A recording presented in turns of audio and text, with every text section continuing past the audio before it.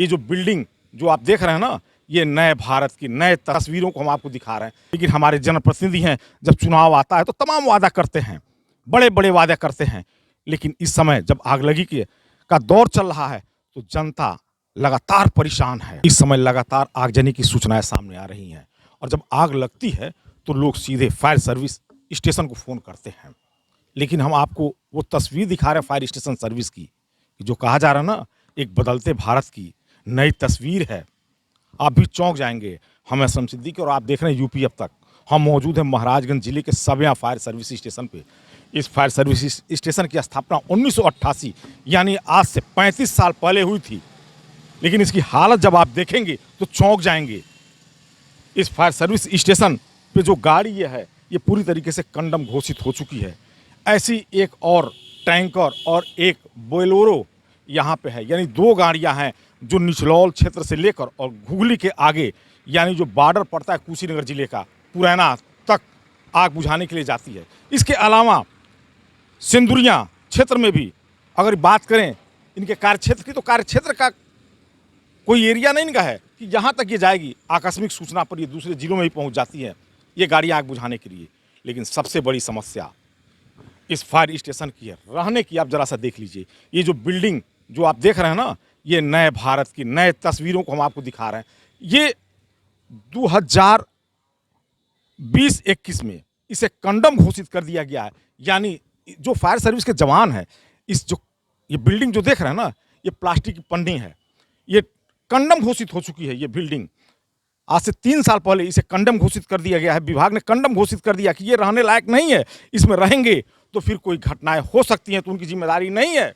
लेकिन कोई नई बिल्डिंग इन कर्मचारियों को नहीं मिली है। यहाँ पे कुल 14 कर्मचारी तैनात हैं। वर्तमान समय में 3 कर्मचारी दूसरे क्षेत्र में ड्यूटी के लिए गए हुए हैं। यानी इस समय 11 लोगों की टीम यहाँ मौजूद है, जो चारों तरफ जो आग की सूचनाएं मिल रही हैं उनको बुझाने के लिए दौड़ रही है। लेकिन वो जवान जो आग बुझाने के लिए दौड़ते हैं, इन्हीं जर्जर भवन जो है ना, ये बिल्डिंग, इसी बिल्डिंग में रहते हैं। ऑफिस भी इनका है, हम आपको दिखाएंगे ऑफिस। थोड़ा कैमरामैन से कहेंगे थोड़ा सा आवे अंदर, वो ऑफिस दिखावें। इस जर्जर बिल्डिंग में जो कंडम घोषित हो चुका है। अब सवाल ये है कि जब अधिकारी से कंडम घोषित कर चुके हैं और कोई दूसरा भवन है नहीं इनके रहने के लिए, तो इस जर्जर भवन में ये किसी तरीके से फायर सर्विस व्यवस्था को चला रहे हैं। ये देख लीजिए, इसमें सोना है। ये दरवाजा देख लीजिए, सड़कें गल चुका है। भैया जब कंडम है, ये पूरा भवन घोषित हो चुका है तो सड़कें गल चुका है। यानी सरकार ने जब जांच कराई होगी, विभाग ने जांच कराई होगी इस बिल्डिंग के बारे में, तो पता चला होगा कि बिल्डिंग अब रहने योग्य नहीं है, तभी तो जर्जर घोषित किया गया है। यानी 3 साल पहले इस बिल्डिंग को जर्जर घोषित किया गया और नई बिल्डिंग नहीं बनाई गई यहाँ जो कर्मचारी रहते हैं उनके लिए, और अन्य जो गाड़ियां यहाँ हैं उनको रखने के लिए कोई व्यवस्था है, छाजन तक की व्यवस्था नहीं है।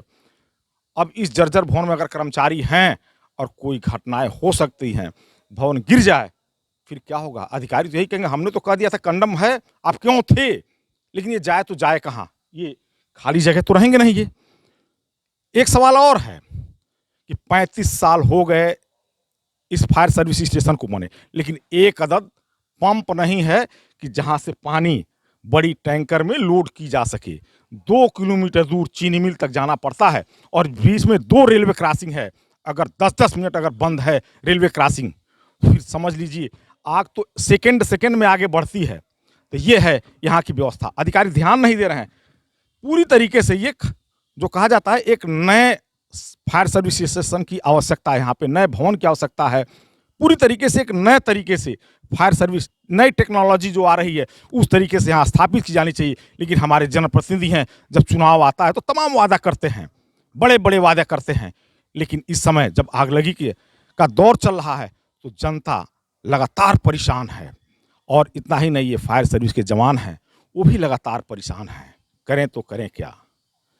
अगर आपको वीडियो अच्छा लगे तो आगे शेयर करिएगा और आप हमारे फेसबुक पेज को जरूर लाइक और यूट्यूब को सब्सक्राइब करिए।